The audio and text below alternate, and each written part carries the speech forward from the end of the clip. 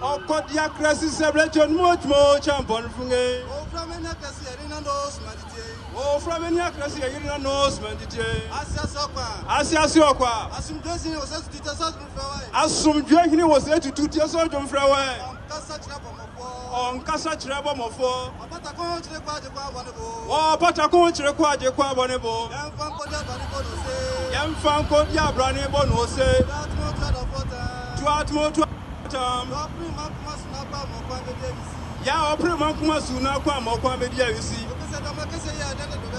Okay, said Yamaka said Adam Letifi. Oh, say go on the channel for Quaquayan. Oh, say you do Fiamma the Chamnia for Quaquayan. Half what I'm getting you be a boom or Quamo, see, that's when your tongue was saying. Or half what I'm union be a boom or Quamo, we see, that's when your trunk was sent. Oh, big one your button is hungry. Oh, brick one your bone cotton is sankum. Oh, Kodia Crassi celebration much more champion from a.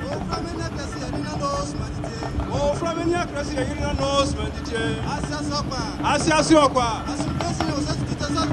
Asum Jehini was there to 2 years old from Freeway. On Casa Trabo Mofo.